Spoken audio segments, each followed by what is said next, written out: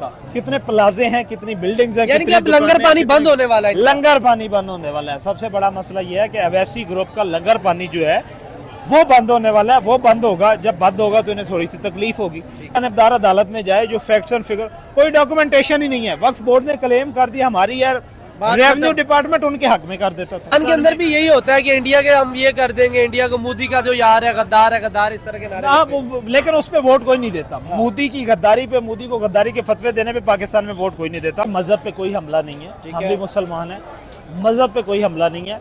ये था कि ये बिल जो था ना, अब इसमें ये था कि अब असदुद्दीन अवैसी तो सबसे बड़ा इसमें ये कह लें कि मेन टारगेट है। उसकी रीज़न ये है कि इन्हीं के बारे में तो AMIM के बारे में कहा जाता है कि ये जो प्रॉपर्टीज थी, इससे जो जितनी भी ज़मीनें ये अपने कब्जे में लेते थे।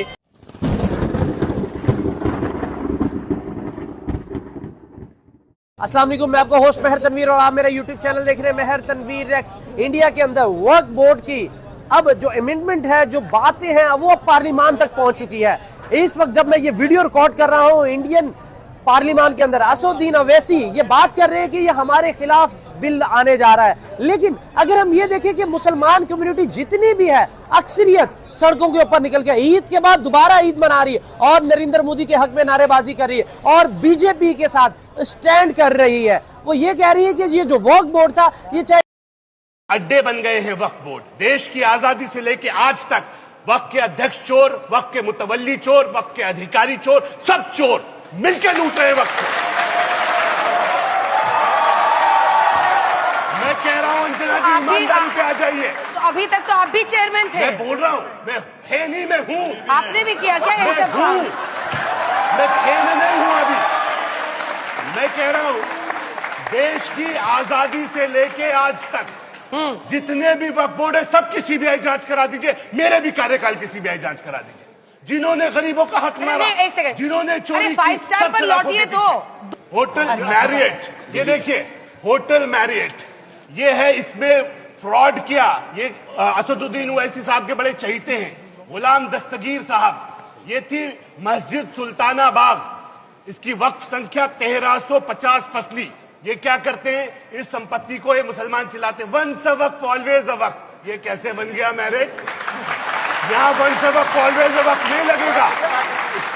किसका बेवकूफ बना रहे हो? अच्छा, सबसे हिंदू कम्युनिटी हो चाहे मुसलमान कम्युनिटी हो, जिसका दिल करता था उसकी जमीन ये हथिया लेता था। अगर हम ये चीज देखें कि सबसे ज्यादा इंडिया के अंदर अगर किसी के पास जमीन है तो वो इंडियन आर्मी के पास है। अगर उसके बाद बात की जाए दूसरे नंबर पे तो ये वो रेलवे के पास है। अगर तीसरे नंबर पे बात की जाए तो ये वक्फ बोर्ड के पास थी। ये जिससे दिल करता था, चाहे किसी का घर हो चाहे किसी की जमीन हो, ये हथिया लेते थे।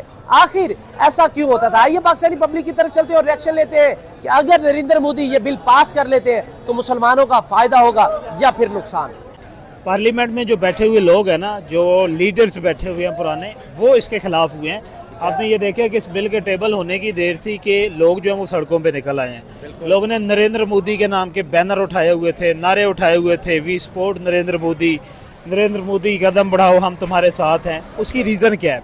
उसकी रीज़न बहुत बड़ी है। ये इस बिल की ये जो स्टोरी है, वक्फ बिल है, जो वक्फ बोर्ड एक्ट जो है, ये 1954 से स्टार्ट हुआ था। 1954 में ये एक एक्ट पास हुआ। उसके बाद फिर 55 में ये बोर्ड बना। बोर्ड फिर 55 के बाद इसको 95 में तमाम बोर्ड बनने के बाद इसको फिर तमाम स्टेट्स में लागू किया गया। अब ये बोर्ड था क्या कि जहाँ पे भी ये एक बोर्ड बनाया गया जो मुस्लिम लीडर्स पे तो छोड़ के चले गए थे, जो पार्टीशन के वक्त पाकिस्तान में आ गए थे, उनकी जो प्रॉपर्टी थी, जो उस वक्त मोनूमेंट्स थे, उन सबको जो है ताकि अपनी तहवील में लिया जाए। और ये बोर्ड के ज़िम्मे ये था कि वो उनको इनक्रोच करेगा, उनको सर्च करेगा और सर्च करने के बाद फिर उनको जो है वो अपनी तहवील में लेगा।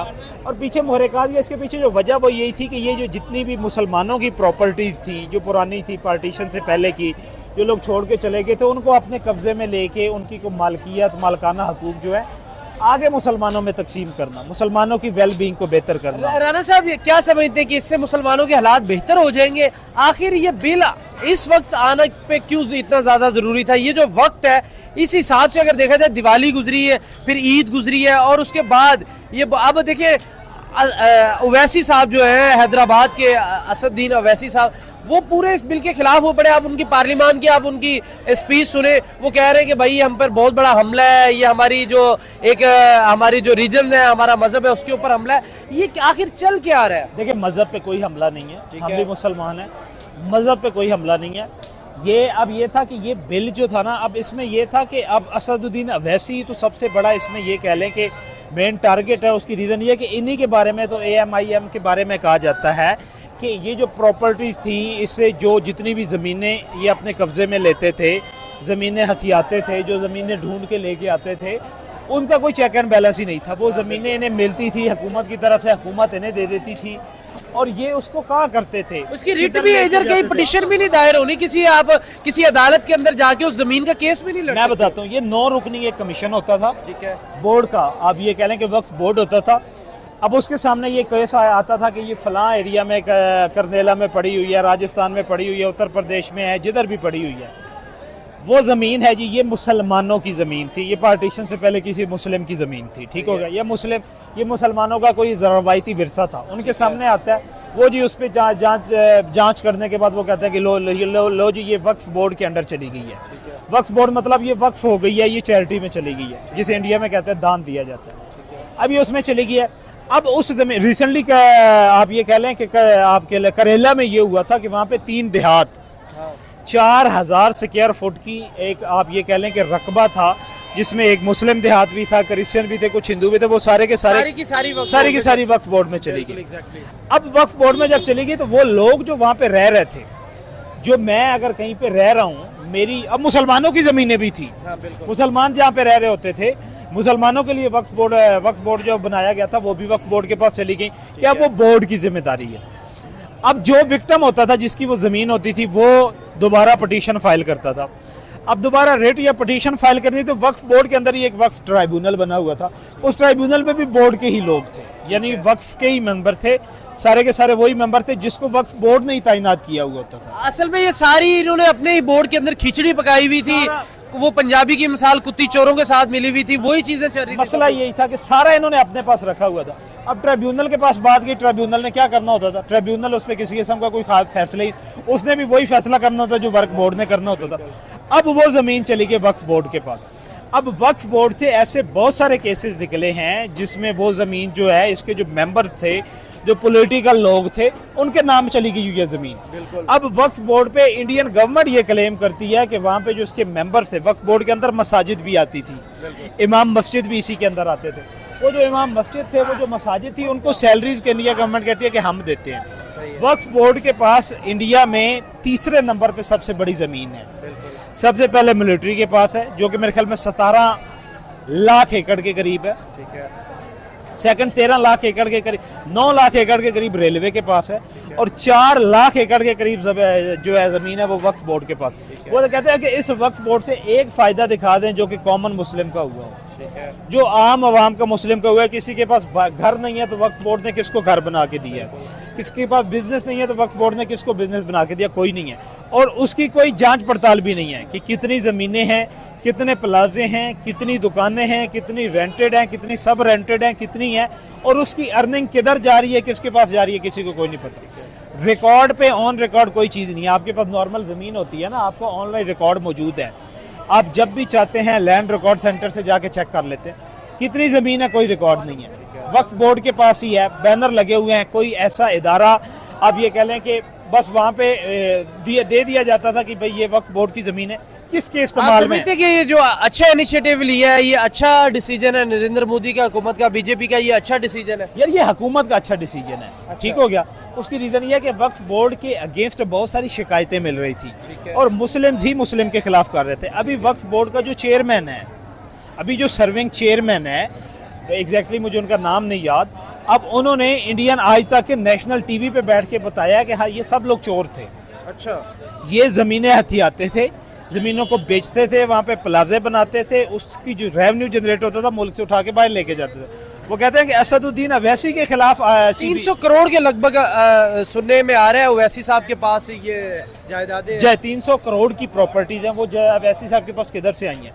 और आप ये कह लें कि उनकी जो आप फेडरल ब्यूरो ऑफ इन्वेस्टिगेशन है, FBI के पास, या आप ले कह लें कि CBI के पास, सेंट्रल ब्यूरो ऑफ इन्वेस्टिगेशन, उसके पास शिकायतें मौसूल हो रही थी, कोई उसकी जांच पड़ताल भी नहीं हो सकती थी।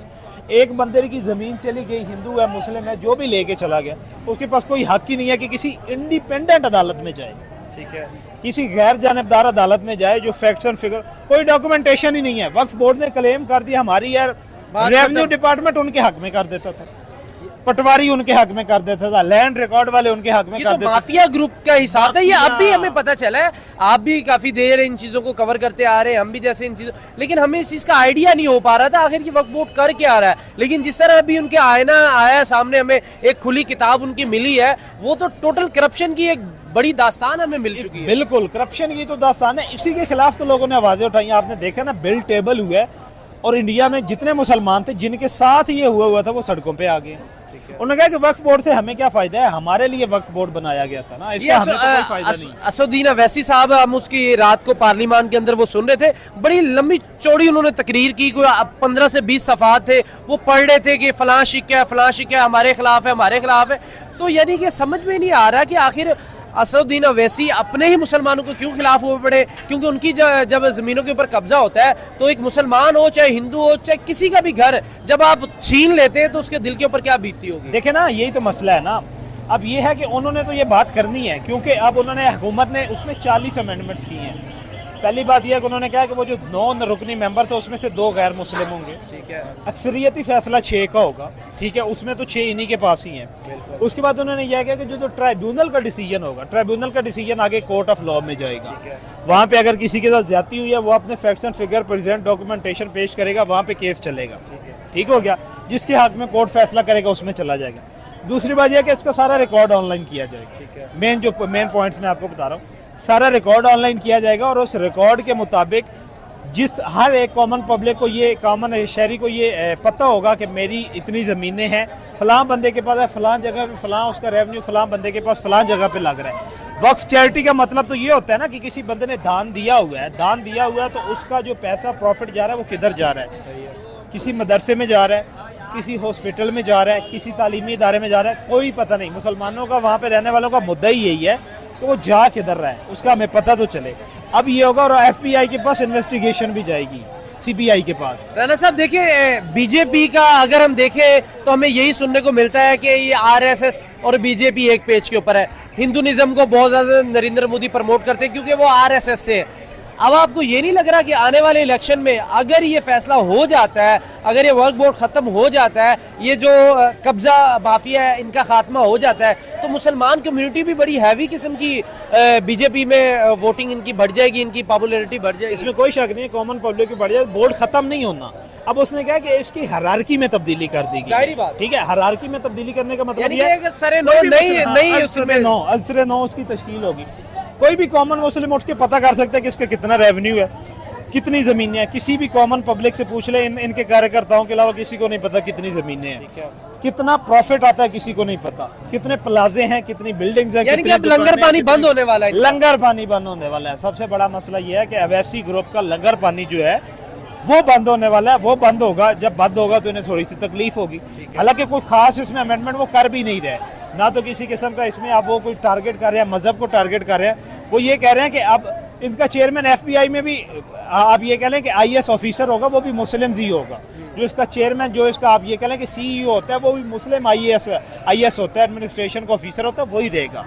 लेकिन CBI इसको इन्वेस्टिगेट करेगी। हमें ज्यादातर लोग इंडिया से देखते हैं, हमें सुनते हैं, बड़ी मोहब्बत करते हैं। राणा साहब, हमें पाकिस्तान में, सॉरी मैं इंडियन ऑडियंस से माजरत करता हूँ, लेकिन हमें पाकिस्तान में कभी हमने मजहब के नाम पे ऊपर वोट नहीं देखा, यानी कि हिंदू मुस्लिम क्रिश्चियन के ऊपर नाम पे हमने वोट नहीं देखा। हमने चंद एक हमारी मजहबी जमातें हैं वो, लेकिन इंडिया के अंदर ये चीजें हमें अब देखने को बहुत ज्यादा मिलती है कि मजहब के नाम के ऊपर भी बहुत ज्यादा वोट पड़ता है। हमारे यहाँ सॉरी टू ऐसा होता नहीं है, चंद एक मजहबी जमातें जरूर है, बट इतना वोट नहीं पड़ता कि वो पावर में आ जाए या हुकूमत बना बैठे।